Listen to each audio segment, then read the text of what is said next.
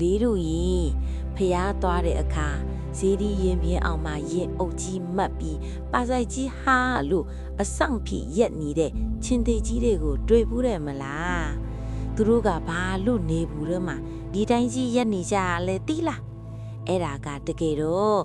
တားကအဖေကိုပြန်တတ်မိတဲ့နောင်တနဲ့စတင်ခဲ့တဲ့ဝမ်းနဲစရာကောင်းသလိုတင်ကန်းစာလဲရစရာကောင်းတဲ့ပုံပင်ကြီးတစ်ပုဒ်ရှိတယ်ကွယ်ရှေးတုန်းကဝင်ကတိုင်းမှာမင်းသမီးလေးတစ်ပါးရှိတဲ့တနေ့မှာမင်းသမီးလေးဟာခရီးထွက်ရင်တော်ထဲမှာချင်းသေးကြီးတစ်ကောင်နဲ့စုံခဲ့လေ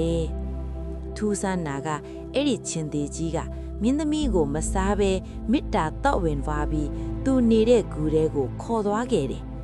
အဲ့ဒီမှာပဲမင်းသမီးနဲ့ချင်းသေးကြီးကိုပေါင်းသင်းနေထိုင်ရာကနေသားလေးတစ်ယောက်နဲ့သမီးလေးတစ်ယောက်ထွန်းကားလာခဲ့တာပေါ့မင်းသမီးရဲ့သားလေးဟာအရွယ်ရောက်လာတဲ့အခါမှာသူ့အဖေကချင်းသေးကြီးဖြစ်နေတာကိုသိသွားတယ်သူဟာလူသားတွေကြားမှာပဲနေချင်တဲ့အတွေ့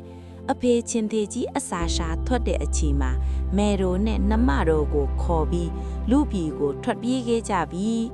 ချင်းသေးကြီးပြန်လာလို့ဂူထဲမှာဘသူမှမရှိတာသိသွားတဲ့အခါ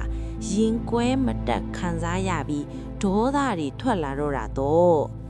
ချင်းသေးကြီးကသူ့သားမယားကိုရှာရင်းရွာတွေကိုဖျက်ဆီးတယ်လူတွေကိုဒုက္ခပေးလာတယ်အဲ့ဒီအခါတိုက်ပြေးရဲ့မင်းကြီးကချင်းသေးကြီးကိုတတ်နိုင်တဲ့သူကိုစုလာတွေပေးမယ်လို့ကြည်ညာလိုက်တယ်နောက်ဆုံးမှာတရားပါဟုမင်းသားဟာသူ့အဖေမှန်တိတိကြီးနဲ့ပဲချင်းသေးကြီးကိုတတ်ဖို့ထွက်လာခဲ့တယ်ချင်းသေးကြီးကတော့သူ့သားကိုမြင်မြင်ချင်းချစ်လွန်းလို့ရန်ပြုတ်ဖို့မကြံခဲ့ပါဘူးဒါပေမဲ့တရားပါဟုကမြားနဲ့တတိယအကျင့်ပြစ်လိုက်တဲ့အခါမှာတော့ချင်းသေးကြီးဟာအသက်ပျောက်သွားခဲ့ရရှာတယ်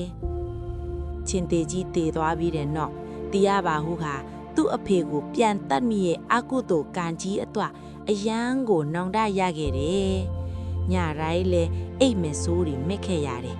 အဲ့ဒီကံကိုပြေပြောက်ဖို့နဲ့သူ့အဖေကိုကတော့တဲ့အနေနဲ့တီဟပါဟုကဖျားเจ้าကံတွေရဲ့အဝင်းမှာသူ့အဖေချင်းသေးကြီးရဲ့ရုပ်တုကိုထုလုပ်ပြီးစောင့်ရှောက်ဖို့ထားရှိခဲ့ပါတယ်အဲ့ဒါကြောင့်မို့ကလေးတို့ရေအခုထိမြန်မာပြည်ကဖျားတွေမှာချင်းသေးကြီးတွေဟာဇေဒီတော်ကိုကြောခိုင်ပြီးအပြင်ဘက်ကိုကြည့်ကဖျားကိုစောင့်ရှောက်နေကြတာပေါ့ဒါဟာဖိခင်အပေါ်ပြစ်မှားမိတဲ့အဖြစ်ကိုနောင်တရော့ချင်းနဲ့ဘာသာသာသနာကိုစောင့်ရှောက်ခြင်းရဲ့ပြည့်ရွတ်ပဲပေါ့ကွယ်အဖွားပြောတဲ့ပုံပြင်လေးကစိတ်ဝင်စားဖို့ကောင်းရဲ့လားတခြားဘယ်လိုပုံပြင်မျိုးတွေကိုထပ်သိချင်သေးလဲ comments မှာရေးခဲ့ကြနော်